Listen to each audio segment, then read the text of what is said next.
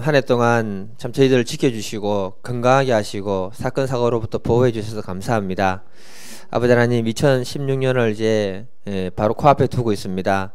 저희들이 당신의 말씀을 믿고 당신을 기대하며 나아갈 때 2016년도에 놀라운 일들을 많이 허락하여 주실 기도드립니다. 아버지 하나님, 우리의 삶 가운데 아버지의 도움이 필요하고 당신의 능력이 우리 삶 가운데 나타나기를 간절히 기도합니다. 오늘 이 시간에 우리의 기도에 귀 기울여 주시고 함께 해 주시옵소서. 예수님의 이름으로 기도드립니다. 아멘. 오늘 요한복음 4장 43절에서 54절까지 말씀을 같이 한 절씩 교독하시겠습니다. 이틀이 지남에 예수께서 거기를 떠나 갈릴리로 가시며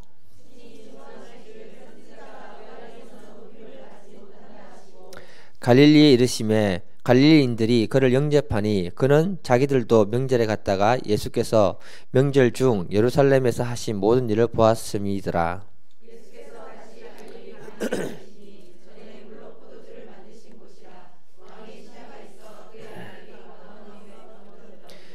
그가 예수께서 유대로부터 갈릴리로 오셨다는 것을 듣고 가서 청하되 내려오셔서 내 아들의 병을 고쳐 주소서 하니 그가 거의 죽게 되었습니다.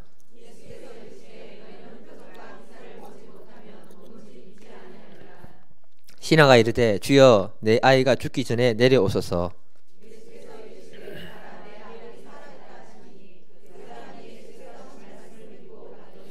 내려가는 길에 그 종들이 오다가 만나서 아이가 살아있다 하거늘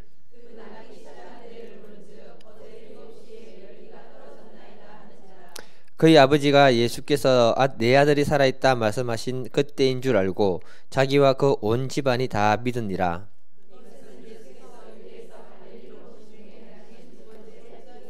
아멘. 예, 아따 참말이야 하고 난 다음에 오니까 좀 민망하네요. 예. 오늘 제목 같이 한번 읽어보겠습니다. 시작. 예. 그 세상에는 재미있고 신기한 일들이 굉장히 많더라고요. 혹시 여러분 백스터 효과라는 말을 들어보신 적 있으세요? 예, 감사합니다. 없어서. 그 식물학자인 백스터라는 사람이 원래 거짓말 탐지기 기사였다고 합니다. 밤새 연구를 하다가 갑자기 엉뚱한 생각을 한 거예요. 화분에 심어놓은 야자수가 있는데 거기 연결시켜놓고 반응을 한번 보고 싶다는 생각이 든 거예요. 그래서 백스터라는 사람이 거짓말 탐지기를 야자수에 연결해놓고 뜨거운 커피를 갖다가 해서 그 잎을 이렇게 담가봤는데 아무런 반응이 없더래요. 아무런 반응이 없구나 생각하고는 이제는 성냥을 가져와가지고 한번 그 잎을 한번 태워봐야겠다고 이렇게 가는 도중에 이 그래프 그리는 게 있잖아요. 이게 쭉 갔다 내려간 거예요. 이게 반응이 나온 겁니다. 너무 놀래가지고 이제 마음은 내키지 않았지만 그걸 가져와가지고 태워보니까 기계가 반응을 하더라는 거예요. 그리고 이번에는 거짓으로 잎사귀를 태우는 신용을 했더니 전혀 반응이 일어나지 않더랍니다. 야자수가 백스터라는 사람의 마음을 감지해가지고 반응했다는 거죠. 그래가지고 이 사람이 무슨 말을 했냐면 식물의 감지 능력을 근원적인 지각 능력이라고 가정을 하게 된 거예요. 근원적인 지각 능력. 예. 이때 그는 생각하기로 무슨 생각을 했냐면 사람이 가지고 있는 그 오감이 근원적인 지각 능력을 가로막는 한 문제가 되지 않겠는가 이런 생각을 가진 겁니다. 왜냐하면은 식물은 눈이 없지만은 눈이 있는 사람보다 더 예민하게 민감하게 진실을 알아서 반응을 하더라는 겁니다. 저는 이 이야기 읽으면서 무슨 생각을 했냐면은 우리가 가지고 있는 그 오감이 어쩌면 하나님을 인식하는 데 있어서 엄청난 방해거리가 되지 않는가 이런 생각이 들었습니다. 백스터가 말한 것처럼 근원적인 지각 능력이 우리 사람들에게 있습니다, 여러분. 그게 뭐냐면 육감입니다. 육감. 예, 남자들은 잘 조심해야 됩니다. 절대 부인을 속일 수가 없습니다. 육감이 탁월합니다. 예, 예. 절대 속이면 안 됩니다. 예. 예. 그러니까 뭐냐면 이 육감을 통해서 우리는 눈으로 보지는 못하지만 하나님이 있다는 것과 만물의 주권자라는 사실을 갖다가 알 수는 있어요. 하지만 인간의 그 오감과 이성이 점점점 발달하다 보니까 우리들의 믿음을 이성과 그 오감에 의존할 때 우리는 하나님을 점점 인식하는 이 부분이 줄어들기 시작한다는 것입니다. 사실 오늘 본문 말씀은 제가요 그냥 지나가려 하다가 다시 읽고 준비를 했습니다. 왜냐하면은 오늘 본문 말씀은 설교하기 굉장히 까다로워요. 안 해보셔서 모르죠. 요리하다 보면은 요리 힘들 때가 있잖아요. 무슨 말인지 대충 알겠죠? 근데 이때는 어떻게 해야 되냐면은 드시는 분들이 맛있게 먹어주면 요리하는 사람이 자기 착각하는 거예요. 아, 내가 요리를 잘했구나. 오늘 그런 일이 있길 좀 바랍니다. 요한복음에 보면은 오늘 말씀은 사실은 좀 설교하기 어려운 부분도 있지만 7가지 표적을 대해서 기록해놨습니다. 그 표적들을 보게 되면 점층법적인 구조로 이렇게 딱 되어 있습니다. 그러면서 뭐라고 하느냐? 예수님은 누구이신가를 갖다가 가르쳐 주는 게 요한복음 이야기라는 거죠. 처음 가나의 혼인잔치를 보게 되면은 단순하게 물을 포도주로 바꾸는 사건을 얘기합니다. 그때 그 주인집 사람도 몰랐고 그 집안에 아무도 몰랐어요. 단지 예수님과 함께 했던 사람들만 그것을 알고 있다는 거죠. 그런데 두 번째 표적을 얘기하고 있는데 이 두 번째 표적은 그것보다 조금 더 강도가 높은 왕의 신하가 와서 그 아들이 죽어가는 그 이야기를 통해서 아들을 살리는 이야기를 합니다. 세 번째 표적을 보게 되면은 좀 2주 후에 보게 되면은 38년 된 병자가 이제 치료되는 그 사건을 기록해 놨거든요. 점점점 이게 점층법적으로 커집니다. 나중에 네 번째 가보면은 오병이어로 수천 명을 먹이는 사건, 또 예수님이 중력의 법칙을 무시하고 무리로 걸어가는 사건, 그 다음에 마지막에 뭐냐면은 죽은 나사로를 살리는 사건, 이런 사건들을 갖다 점층법적으로 7가지 사건을 갖다가 기록을 해두고 있어요. 이 말은 뭘 얘기하느냐? 요한복음 저자인 사도 요한은 이 7가지 표적을 통해서 예수님이 만물의 주권자이고 생사화복의 주권자가 예수님이라는 것을 밝히는 게 요한복음입니다. 그리고 예수님만이 진정한 메시아라는 것을 우리에게 말해주는 게 요한복음의 특징이거든요. 우리가 오늘 이 말씀을 통해서 우리가 알아야 되는 게 뭐냐 하면은 예수님이 이 사건을 통해서 우리에게 말해주고자 하는 게 뭔가, 예수님이 원하는 것과 또 이 왕의 신하가 무엇을 말하고자 하는 걸 갖다가 그 믿음이 무엇인지를 같이 한번 배워보는 시간 되기를 간절히 기도드립니다. 첫 번째, 예수님의 말씀을 믿어라. 네, 따라해 보세요. 예. 오늘 본문 46절을 보게 되면요, 왕의 신하라고 기록해놨습니다. 구체적으로 어떤 왕의 신하인지는 알 수가 없어요. 그런데 예수님이 사역했던 그 시대의 왕은 헤롯 안티파스입니다. 헤롯 대왕이 죽고 나서 5명의 아들이 있었는데 그 아들들에게 뿔뿔이 왕국을 나눠줬거든요. 갈릴리 북쪽 지역을 다스렸던 사람이 누구냐? 헤롯 안티파스입니다. 성경에 굉장히 많이 등장합니다. 그 헤롯 안티파스는 세례 요한을 갖다가 살해할 때 죽였던 사람이고요. 그리고 빌라도가 예수님을 헤롯 안티파스에게 보내기도 했던 그 사람입니다. 예. 그러니까 헤롯 안티파스는요, 헤롯 그 사람은 에돔 출신이거든요. 이방인 에돔 출신입니다.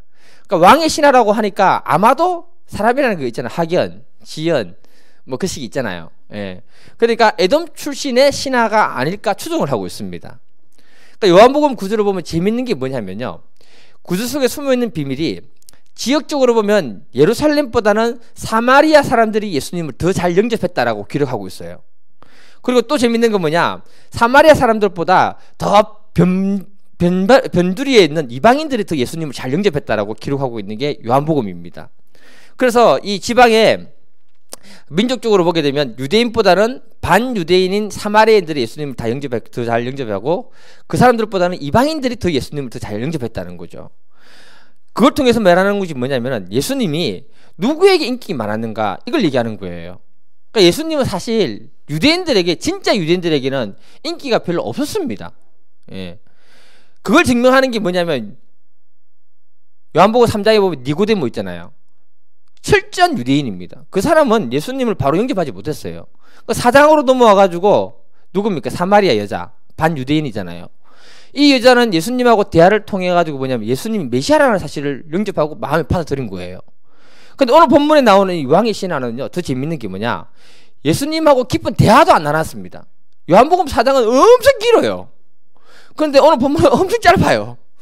그리고 그 사람 앞에서 예수님이 아무런 기적도 보여주지 않았습니다. 그런데 재밌는 건 뭐냐, 예수님의 말씀을 믿고 갔다라고 기록하고 있어요.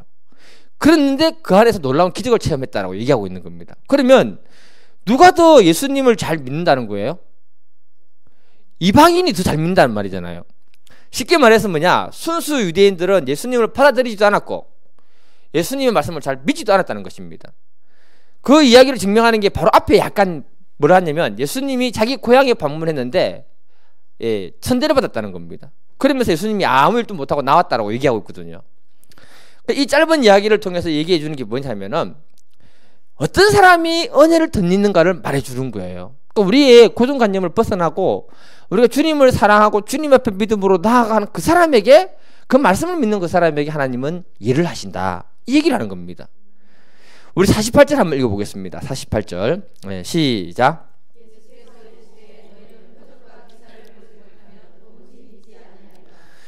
예수님께 어렵게 나온 사람이에요. 그런데 예수님이 첫 번째 딱 잘라서 하는 말이 뭐냐 하면은, 너희는 도대체 표적과 기적을 보지 않으면 나를 왜 믿지 못하느냐, 이 얘기를 한 겁니다. 그러면 여러분, 어려운 가운데 나아갔는데, 우리 하리 자매가 어려운 가운데 나한테 왔어요, 돈 받으려고. 그런데 이런 말 하면요, 상처 받아요, 안 받아요? 입장 바꿔 생각해 보세요. 상처 받습니다. 굉장히 좋은 말이 아니잖아요. 표적과 이적을 통해서 예수님을 판단하고 믿으려고 하는 그 사람들 때문에 예수님이 굉장히 스트레스를 많이 받았다는 것을 얘기하고 있는 거예요. 이 말은 또 뭘 얘기하냐면, 그 시대의 요한 시대의 성도들이 어떤 표적과 이적을 통해서 예수를 믿으려고 했다는 그 문제에 요한이 지적하고 있는 그 부분이라는 겁니다. 다시 말해서 뭐냐, 우리가 잘못하면 표적과 이적을 쫓아가는 신앙이 되기 쉽다는 거예요. 그렇게 해서 예수님을 믿는다는 것은 우리의 신앙이 성장하지 못하는 걸림돌이 되기 쉽다는 것을 말하는 거예요. 다시 말해서 인간의 오감과 이성을 통해서, 어떤 느낌을 통해서, 표적을 통해서 하나님을 경험하려고 하다 보면, 믿으려고 하다 보면, 순수하게 하나님 말씀하신 그 말씀 믿고 따라가고 그 말씀을 순종하는 그것은 되지 않는다는 거죠. 그러니까 표적을 보고 이적을 보고 예수를 믿는 사람은 그 사람의 신앙이 성장할 수 없다는 것입니다. 우리가 마음 깊이 받아들여야 하는 것이 뭐냐 하면요, 성경에는 수많은 표적과 이적을 이렇게 하나님이 펼쳤는데요, 그때 치료받고 죽으면서 살아난 사람들이 지금까지 살아있을까요? 없을까요? 아무도 없습니다, 여러분. 주님이 주신 표적과 이적은 뭘 위해서 우리에게 주셨다? 우리의 신앙을 위해서, 우리의 믿음을 위해서 주셨다는 거예요. 그걸 모른다는 거죠. 제가 또 이렇게 강조하다 보니까 오해하시는 분이 있을까봐 걱정이 돼서 미리 말씀드리겠습니다. 하나님이 하시는 표적과 이적이 필요 없다는 게 아니에요. 저는요, 우리 교회에 하나님이 놀라운 일들을 많이 하실 걸 위해서 맨날 기도하고 있습니다.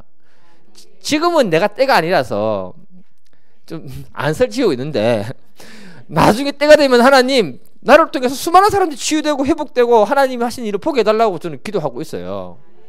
굉장히 소중한 거예요. 우리의 삶에 하나님의 도우심이 있어야 되고요, 표적과 이적이 말씀을 통해서 나타나야 된다는 거예요. 그럴 때 우리가 풍성한 삶을 살게 되고 하나님이 말씀 가운데 역사하시는 분이라는 것을 우리가 믿음으로 받아들이게 되는 겁니다.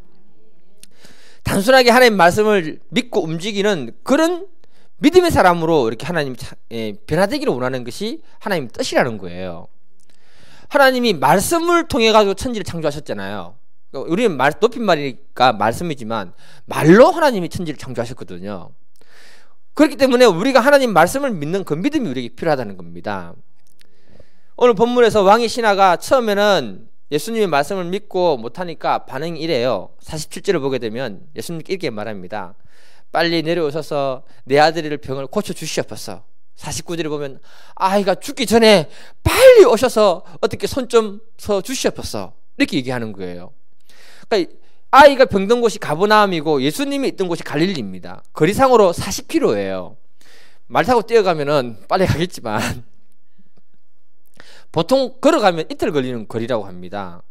그러니까 우리가 믿음이 없으면 예수님도 피곤하게 만들 뿐만 아니라 주위 사람을 피곤하게 만드는 거죠. 그러니까 믿음이 생기면 놀라운 일이 왔을 때도, 당황스러운 일이 왔을 때도 좀 이렇게 차분해지는데, 믿음이 없으면 조그마한 일이 와도 어떻게 됩니까? 온갖 호들갑 다 떨고 가장 큰 문제 만난 것처럼 우리가 다 이렇게 하잖아요. 다른 사람 보면은 그거 어떻다? 아무것도 아닌데. 제가 그랬습니다. 그래서 예수님 뭐라고 하시느냐? 같이 가주지를 않고요. 50절입니다. 같이 읽겠습니다. 50절. 예, 시작. 예수께서 이르시되 가라 내 아들이 살아있다 하시니 그 사람이 예수님께서 하신 말씀을 믿고 가더니 왕의 신하가 그 말씀을 믿고 갔다라고 기록하고 있습니다. 그가 어떤 표적이나 기적을 보기 이전에 먼저 하나님 말씀을 믿었다라고 얘기하고 있는 거예요. 제가 누누이 강조하는 게 뭐냐면요, 우리 기독교는 약속의 종교입니다. 언약의 종교. 하나님이 말씀하신 것은 약속이거든요. 그 약속을 내가 믿고 나아가면 하나님은 그 약속대로 일을 행하시는 분이에요. 그래서 우리가 알아야 되는 게 뭐냐, 민수기 23장 19절 말씀인데요, 하나님은 사람이 아니시니 거짓말하지 아니시고 인생이 아니시니 후회가 없으시도다. 어찌 그 말씀하신 바를 행치 않으시며 하신 말씀을 실행치 않으시랴. 하나님은 사람이 아니기 때문에 후회도 없을 뿐더러 하나님이 말씀하셨다 하면 그 문제는 반드시 행한다는 거예요. 이 말을 누가 했냐면요, 이스라엘 백성들을 저주하려 했던 거짓 선지자 발람이 한 말입니다. 그가 저주하려 했는데 하나님의 성령이 그를 지배하니까 이런 멋진 예언을 하셨던 거예요. 우리 믿음의 사람들은 표적이나 이적을 기준으로 해서 쫓아가는 게 아니고 하나님 말씀을 기준으로 해서 쫓아가면서 그 말씀 속에 나타나는 하나님의 능력을 깊이 체험할 수 있기를 간절히 기도드립니다. 아브라함을 부르실 때 하나님이 그를 축복하셨는데요, 창세기 12장 2절 3절 보면은 너를 큰 민족을 이루고 내게 복을 주어서 내 이름을 창성케 하겠다, 복의 권원이 되게 하겠다, 이렇게 했습니다. 그랬을 때 4절을 보게 되면요, 아브라함은 창세기 12장 4절에 뭘 했느냐, 이에 아브라함이 여호와의 말씀을 따라갔고 라고 있습니다. 하나님 말씀을 따라갔는데 나중에 아브라함에게는 하나님 그 약속의 말씀대로 그 이름을 창성케 하고 복의 근원이 되게 하고 큰 민족을 허락해서 놀라운 기적과 이적을 그에게 허락하셨다는 거예요. 그러니까 우리의 기준은 바로 뭐냐면 하나님 말씀이 되어야 할 줄 믿습니다. 이 말씀을 통해서 하나님은 역사하시고 살아서 우리에게 보여주시는 거예요. 우리가 정말 해야 되는 게 뭐냐 하면요, 약속의 말씀을 믿고 암송하는 게 필요합니다. 여러분 혹시 우리 가운데 아픈 분들 있으세요? 그러면요, 이 말씀을 암송하고요 날마다 한번 나에게 외쳐보시길 바랍니다. 베드로전서 2장 24절입니다. 같이 읽어볼게요. 예, 시작. 친히 나무에 달려 그 몸으로 우리 죄를 담당하셨으니 이는 우리로 죄에 대하여 죽고 의에 대하여 살게 하려 하심이라. 그가 채찍이 맞음으로 너희는 나음을 얻었나니. 예수님이 십자가에서 이미 우리에게 나음을 얻었다라고 선포하셨습니다. 그걸 믿고 우리 몸에게, 질병에게 예수 그리스도 이름으로 선포하면서 나는 이미 나았다라고 말을 하면 하나님이 그 속에 말씀을 통해 능력으로 역사하는 것을 체험할 수 있기를 바랍니다. 사업하시는 분들 있죠. 예. 사업하시는 분들 신명기 8장 18절 같이 한번 읽어보겠습니다. 예, 같이 읽겠습니다. 예, 시작. 내 하나님 여호와를 기억하라. 그가 내게 재물 얻을 능력을 주셨습니다. 이같이 하시면 내 조상들에게 말씀하신 언약을 오늘과 같이 이루려 하십니다. 하나님이 재물 얻을 능력 우리에게 주셨대요. 조상에게 약속했기 때문에 그 일을 행하겠대요. 우리는 이 말씀을 마음에 믿고 암송하고요 외쳐야 되는 거예요. 제가 하나님 말씀을 믿고 선포하는 것을 굉장히 중요하게 생각하는 사람 중에 한 사람입니다. 다른 사람 다 그런 거 하지 마라 하도 나는 그걸 하라고 강조하는 사람 중에 한 사람입니다. 왜냐하면요, 내 생각이 굉장히 부정적이고 불신적일 때가 많더라고요. 그런데 말씀을 암송하다 보니까 암송하려 하면은 여기에 집중을 해야 되잖아요. 여기에 집중하면 어떻게 되느냐, 불신적인 생각, 이상한 생각 못 하는 거예요. 그리고 더 재밌는 게 뭐냐면은 그 입술로 자꾸 말씀을 선포하다 보니까, 암송한 걸 선포하다 보니까 내 안에 믿음이 형성되는 거예요. 제가 산을 돌아다니면서 암송한 말씀을 선포를 하니까 선포하면서 누가 듣습니까? 먼저 내가 듣는 거예요. 처음엔 내 귀로 그 말씀이 들어오더라고요. 계속 암송 선포하다 보니까 그 다음 어디로 들어오냐면 내 마음으로 들어오는 거예요. 내 마음이 들어오니까 그때 믿음이 생기는 걸 제가 경험했습니다. 우리 교회 분들은 너무 잘 아시는데 또 하겠습니다. 제가 돈도 없는데 투산 IX를 갖다가 뽑았거든요. 예. 은혜 사모에게 똥차 버리고 새차 바꿀 거라고 얘기했을 때 반응이 얼마나 냉담인 줄 아세요? 차를 바꾸기 위해서 기도 시작했다고 했을 때 은혜 사모가 뭘 했냐면 그런 기도는 하지 마라, 딱 잘라서 얘기했습니다. 자, 자존심 상했어요. 근데 제가 뭐냐면 그 차를 바꿔야겠다는 딱 생각을 가지고 난 다음에 두 가지를 했는데 첫 번째가 말씀 암송이었어요. 마가복음 11장 23절 24절 내가 진실로 너희에게 이르노니 누구든지 이 산들로 들려 바다에 던져지라 하며 그 말한 것이 이루어질 줄 믿고 마음에 의심하지 않으면 그대로 되리라. 그러므로 내가 너에게 말하노니 무엇이든지 기도하고 구한 것은 받은 줄로 믿으라. 그리하면 그대로 되리라. 이거요 암송하고요 산으로 돌아다니면서 계속 선포했어요. 근데 그게 내 귀로 들어오고 내 마음에 들어오면서 믿음이 되는 거예요. 해보세요. 두 번째 했던 게 뭐냐면 똥차 탈 때마다 핸들 잡고 선포했습니다. 하나님 새 차로 바꿔주실 줄 믿고 감사합니다. 똥차는 가고 새 차는 내게로 와라. 그러니까 어린 사모가 옆에서 웃더라고요. 예. 그런데 기도는 안 했어요. 한 번도. 중요한 건 제가 그렇게 하면서 믿음으로 선포하고 하나님 하실 걸 이렇게 바라보면서 하다 보니까 나중에 내가 기도했던 그 날짜에 그 차가 온 거예요. 예. 정말 신기하더라고요. 예. 그래서 여러분 부목사가 너무 좋은 차 타고 다닌다고 욕하지 마시길 바랍니다. 다 믿음입니다. 믿음. 예. 그러니까 제가 이 자리에 계신 모든 분들에게 말씀드리고 싶은 게 뭐냐, 내가 그 말씀을 믿고 선포하고 나아갔더니 하나님이 그것을 통해서 기적을 베푸시고 표적을 나에게 보여주신 거예요. 저는 그 차 탈 때마다 기분이 좋아요. 다음에 또 기도해서 더 좋은 차 타야겠다. 아이고 큰일 났네. 그렇게 그것을 경험하니까 하나님이 말씀을 통해 역사한다는 내 안에 확신을 주시니까 너무 감사한 거예요. 이 자리에 계신 분들이 2016년도에는 약속의 말씀을 붙들고 기도할 때 하나님이 그 속에 일하시는 것을 많이 경험할 수 있기를 간절히 기도드립니다. 두 번째 따라해보세요. 말씀을 믿었다면 행동하라. 성경에 믿음과 행함에 대해서 굉장히 많이 기록한 성경이 야고보서입니다. 야고보서를 보게 되면 우리의 믿음이 있다고 할 때 반드시 행함이 뒷받침되어야 된다 이렇게 기록하고 있어요. 야고보서 1장 25절에 보면 자유롭게 하는 온전한 율법을 들여다보고 있는 자는 듣고 잊어버리는 자가 아니요 실천하는 자니 이 사람은 그 행하는 일의 복을 받으리라. 예. 그러니까 우리 하나님이 뭐냐, 하나님 말씀을 듣고 잊어버리는 자가 아니고 그걸 믿고 행하는 사람에게 하나님이 축복하신다라고 분명히 약속하셨습니다. 그래서 우리는 그 약속의 말씀을 믿고 행한 것이 필요하다는 거죠. 그 야고보서 2장 22절에 보게 되면은 내가 보거니와 믿음이 그 행함과 함께 일을 하고 행함으로 믿음이 온전케 된다 이렇게 딱 기록해 놨습니다. 그러니까 우리들의 믿음이 추상적인 것처럼 보이지만요, 내가 그 말씀을 믿고 움직이면 실제화되고 구체화되는 것이 믿음이다 이렇게 야고보서는 얘기하는 거예요. 이해가 되시나요? 예. 그런데 여기서 제 경험상 걸림이 되는 것을 늘 경험했습니다. 그게 뭔가 아세요? 믿고 움직일 때 오는 걸림돌이 있습니다. 그게 바로 의심. 정말 될까? 과연 응답이 이루어질까? 여러분들 전혀 없는 것처럼 가만히 앉아 계시네요. 내만 그런가 보다. 죄송합니다. 예. 정말 저는 그렇게 했을 때 마음에 의심이 들어오더라고요. 그래서 믿음의 사람들에게 늘 장애물이 있는데 그 장애물이 뭐냐면 의심입니다. 의심. 이걸 야고보 사도는 굉장히 잘 알았어요. 같이 야고보서 1장 6절에서 8절 한번 읽어볼게요. 같이 읽겠습니다. 시작. 오직 믿음으로 구하고 조금도 의심하지 말라. 의심하는 자는 마치 바람에 밀려 요동하는 바다 물결 같으니 이런 사람은 무엇이든지 주께 얻기를 생각하지 말라.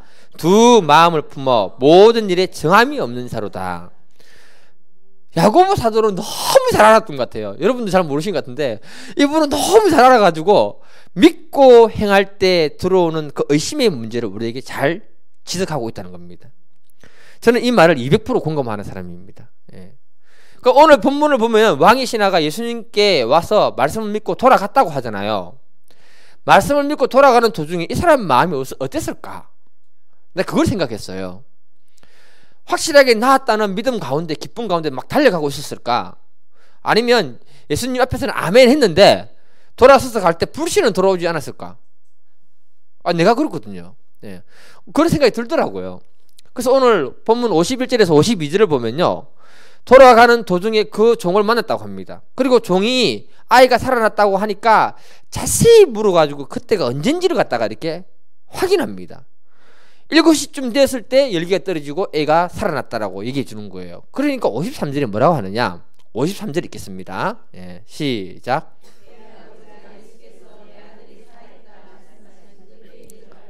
자기와 그 온 집안이 다 믿으니라. 저는 여기에서요, 그가 예수님께 나올 때도 믿음으로 나왔고요, 돌아갈 때도 믿음으로 돌아가면서 하나님을 기대했다라고 저는 생각합니다. 왜냐하면 그의 아들이 죽어갈 때 그 아버지가 예수님의 소문을 들은 사람이잖아요. 그 수소문에서 예수님이 어디 있는가를 찾았거든요. 그리고 그가 예수님 있는 곳에, 먼 곳이지만 40km 떨어진 곳이지만 찾아왔다는 거예요. 이렇게 예수님께 찾아왔다는 것은 뭐냐, 예수님께 나아가기만 하면 내 아들이 살 것이라는 그 믿음이 있었기 때문에 그의 발걸음이 움직이신 거예요. 만일 이 믿음이 없었다면 예수님께 나아가기 위해서 먼 길을 출발하지도 않았을 거란 겁니다. 오늘날 또 사람들이 병이 들면요, 재밌는 게 뭐냐, 자기하고 비슷한 게 병 걸렸던 사람들 있죠. 그 중에 누가 이런 병 누구 만나서, 어떤 의사 만나서 나았다라고 얘기해 주면요, 아무리 멀어도 그 명의를 찾아갑니다. 명의는요, 산골에 꼭꼭 숨어 있어도 환자들이 알아서 찾아갑니다. 신기해요. 그에게 치료 받으면 낫는다는 믿음을 가지고 명의를 찾아가거든요. 그 사람들이 그 명의를 찾아갔을 때 나을까요, 안 나을까요? 자, 낫는다. 손 들어보세요. 안 낫는다. 믿음이 진짜 없네. 그러시면 안 됩니다. 그 명의를 만나면 나을 거다는 믿음을 가지고 나아가면 그때부터 내 안에 몸이 반응하는 거예요. 근원적인 자각 능력이 있다고 했잖아요. 굉장히 의사와 그 환자는요, 신뢰관계 중요한 거예요. 여러분들이 기도 받으러 올 때도 내가 저 목사님에게 기도 받으면 오늘 나에게 놀라운 일이 있을 것이다 믿음을 가지고 오는 것하고 그냥 멍 때리고 오는 것하고 하늘과 땅 차이입니다. 주님이 일을 하시는데 기대하는 사람을 통해서 일을 하시거든요. 저같이 돌팔이 같은 사람, 돌팔이 같은 목사라 할지라도 저 사람한테 내가 기도 받으면 나을 거다라는 믿음과 기대를 가지고 온 사람들에게 낫는 거예요. 해주면 53절을 보게 되면 이 집안의 사람들이 다 믿었다라고 기도하잖아요. 기록하고 있잖아요. 그 믿음의 결과를 보고 나서 믿었다는 거예요. 그래서 믿음은 뭐냐, 의학계에서도 플라시보 효과라는 게 있잖아요. 그러니까 뭐냐면 우리가 믿고 나아갈 때 몸이 변화되고 하나님이 그 속에 역사하게 되는 거예요. 우리 믿음의 사람들이 해야 되는 건 뭐냐면 눈에 보이는 대로 행동하는 게 아니고요, 보이지 않는 하나님의 약속의 말씀을 믿고 움직이는 훈련을 해야 되는 거예요. 그게 믿음입니다, 여러분. 하나님은 여호수아에게 뭐라고 했냐면 가나안 땅을 주겠다고 축복하셨습니다. 그리고 그 백성들을 이끌고 요단강 건너서 건너가라고 했습니다. 그런데 요단강 건너갈 때 여호수아가 뭐라 하느냐, 백성들에게 말합니다. 하나님의 언약궤를 맨 지상들이 요단강에 발을 담그면 요단강이 쫙 갈라져 가지고 물이 딱 쓰고 길이 뚫릴 것이다. 그때 너희들이 지나가라고 얘기합니다. 근데 어떻게 됐느냐, 자, 우리 일단 말씀을 한번 읽어볼게요. 여호수아 3장 15, 16절 읽겠습니다. 예, 15, 16절입니다. 시작.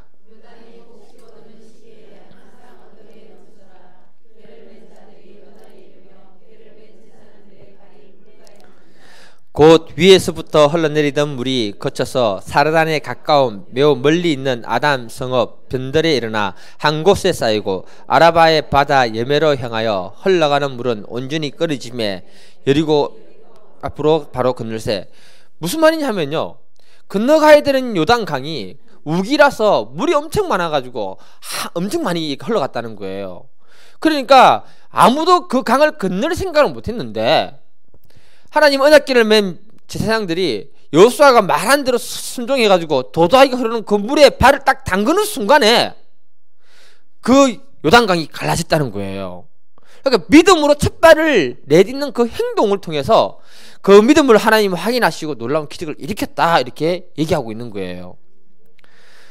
제가 교회 다른 교회에 있을 때 필리핀 단기 선교를 간 적이 있거든요. 그때 우리 여기 교회 학생들도 같이 연합해서 단기 선교를 갔습니다. 지금 생각해보면 도저히 이해가 되지도 않는 일을 내가 했는데 그때 갑자기 믿음이 생겨가지고 거기 선교사님한테 전화를 했어요. 무슨 말을 했냐면 마지막 날 저녁에는 제가 치유 기도를 해주겠다고 동네에 아픈 사람들 다 불러라고 이렇게 얘기했거든요. 미리 광고를 부탁한 거예요. 그래가지고 제가 영어 메시지를 준비한 겁니다. 쉬운 문장으로 해가지고 준비한 거예요. 그리고는 틀린 게 많으니까 요셉이한테, 터키 요셉이한테 이게 메일로 보내가지고 수정을 또 받아가지고 그리고 달달달 죽으라고 이온 거예요. 점점 선교지로 가야 할 날짜가 다가온 거예요. 두려워지기 시작하는 겁니다. 갑자기 내가 왜 치유사회 하겠다면서 그런 말을 했을까? 후회가 막 밀려오기 시작하는 거예요. 심지어 날짜가 다가오니까 잠도 안 오는 거예요. 여러분 이거 경험 안 해본 사람 몰라요. 그러니까 저 절대 그 다음부터 이런 일 안 합니다. 그럼 기도할 때 뭐라고 했냐면 하나님 내가 어쩌다고 이런 책임지지도 못할 일을 이렇게 저질러서 스스로 힘들어지는지 모르겠습니다. 한참을 기도했어요. 그랬더니 마음에 무슨 음성이 들리느냐, 마태복음 19장 26절에 보면 사람으로는 할 수 없으되 하나님으로는 다 할 수 있다, 이런 생각이 탁 들어온 거예요. 그래요, 하나님은 하실 수 있겠죠. 그건 나는 못해요. 하나님 그냥 나는 손만 얹어서 기도할게요. 불쌍히 여겨주시옵소서. 이 기도를 엄청 했어요. 그리고 당일날이 된 거예요. 그때부터 의심과 두려움이 밀려오기 시작하면서 내 마음을 사로잡는데 오늘 저녁에 한 사람도 안 오면 어떡하나, 그리고 오더라도 아무도 안 나오면 어떡하지, 하여튼 이 생각만 가득한 거예요. 괜히 그 말 해가지고 그래서 하루 내내 내 안에 들어오는 불신과 의심과 하고 싸운다고. 예수 이름 명하노니 의심은 물러가라, 이 불신아 물러가라, 하나님은 다 하실 수도 있다. 하여튼 내가 하루 종일 그 생각만 하고 그 말만 했던 것 같아요. 그리고 저녁에 집회가 돼가지고 이제 시작했습니다. 시작하니까 사람들이 의외로 좀 많이 왔더라고요. 예. 그래서 내가 영어로 이제 메시지를 전하는데 발음이 안 좋거든요. 현지인에게 내 영어 메시지를 줬어요. 이렇게 해서 요만큼 하면 네가 요만큼 해라, 작전 짜고. 예. 그 통역에서 자기 나라 말로 하는데 내가 한마디 했는데 이 사람은 통역을 한참 하는 거예요. 그 말은 지금 통역 이상하다는 말이잖아요. 학생들은 내가 무슨 말 하는지 전혀 못 알아듣고, 우리 학생들도 여러분 한번 상상해 보세요. 이거 완전히 뒤죽박죽 되는 느낌 있잖아요. 우리 학생들은 다 알아요. 와, 나는 이제 그거 보면서 앞이 깜깜한 거예요. 지금 무슨 말 하는지는 대충 알아는 듣고 내가 기도를 해야 될 건데 이건 진짜 의사소통이 전혀 안 되는 상황 속에서 해야 되니까 앞이 깜깜한 거예요. 마지막에 이제 어떻게 해서 그냥 땀 흘리면서 영어 메시지를 마지막까지 다 읽었습니다. 설교 마치고 찬양하면서 기도하는데 무슨 마음이 드는가 하면 내가 다시는 이런 짓을 안 해야겠다. 그리고는 도대체 무슨 말을 어떻게 알아들었을까? 예수님이 치유자고 구원자다고 얘기했는데 그건 알아들었을까? 그래서 마음으로 찬양하면서 주님 어떡합니까? 마지막에 그 선교사님이 찬양을 인도하셨는데 주님 어떡합니까? 한번 이래 했는데 무슨 경험을 했냐면은 갑자기 성령이 임하시면서 내 마음의 근심과 염려가 불안을 갖다가 싹 가져가는 거예요. 야, 그거 신기하대요. 정말 신기했습니다. 그리고 나서 무슨 생각이 딱 드냐면은 나도 모르게 그냥 담대하게 사람들 나오는데 어디 아프냐 묻고 기도해주기 시작하는 거예요. 정말로 그런 거예요. 그래서 했는데 뭐 나는 사람이 있고 안 나는 사람이 있는데 어떤 애가 있었냐면 눈이 이상하게 사시가 있었어요.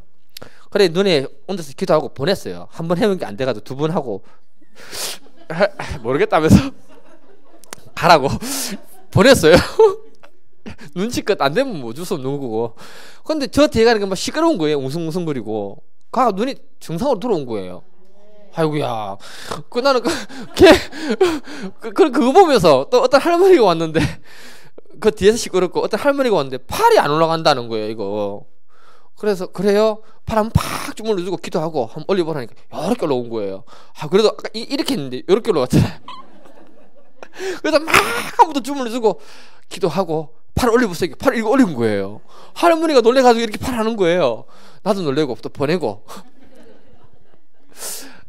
두세 사람 정도가 이렇게 받았던 역사가 있었는데, 중요한 건 뭐냐 하면은 제가 그걸 통해 깨달은 것은 뭐냐, 정말 말도 안 되는 영어로 메시지 전하고 온갖 불신과 의심과 두려움에 사로잡혀 있었는데, 마지막에 주님께 믿음을 구하고 내가 행했다는 것, 행할 때 주님께 손을 내밀고 믿음으로 행할 때 주님이 내 안에 역사하시고 그 안에 한두 사람이라도 하나님의 능력이 나타나서 치유하시고 회복하는 걸 내가 경험했다는 겁니다.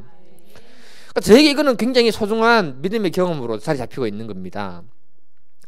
하나님은 말도 안 되는 그런 상황 가운데서도 마지막에 믿음의 손을 내밀었다는 그 사실, 기도해 줬다는 그 사실, 그걸 통해서 일을 하셨던 거예요. 그리고 많고 많은 사람은 아니었지만, 중요한 것은 하나님의 약속의 말씀을 믿고 우리가 행할 때 하나님은 그 속에서 아름다운 일을 행하신다는 것입니다. 세상에 가장 놀라운 일들이 많겠지만, 가장 놀라운 일은 내가 먼저 예수님의 말씀을 믿었다는 거예요. 믿고 내가 행동했는데 하나님이 내 삶 가운데 표적을 행하시고 기적을 행하는 것을 내가 경험하게 되는 것만큼 가장 귀한 기적은 없는 줄 믿습니다. 우리들이 오감에 의존해서 하나님을 믿는 믿음의 사람들이 되지 말고, 우리들에게 허락해 주신 하나님의 말씀을 믿는 분들이 되기를 기도드립니다. 그리고 그 말씀을 믿었다면 행동으로 옮길 때 말씀의 능력이 우리 삶을 지배하고 나타나는 일이 2016년도에 더 많아질 수 있기를 간절히 기도드립니다. 오늘 이 밤에도 우리가 기도할 때 하나님을 초청하시고요, 주님이 이미 치유하셨기 때문에 나를 괴롭히는 질병의 문제는 예수 이름으로 물러가라고 선포하시기 바랍니다. 그리고 내 삶 가운데 있는 여러 가지 문제들은 예수님이 이미 해결하셨기 때문에 물러가라고 선포하시고, 하나님이 2016년도에 더 아름다운 믿음의 역사들을 많이 일으킬 수 있도록 기도하고 돌아가는 밤 되기를 간절히 축복드립니다. 다 같이 찬양하겠습니다.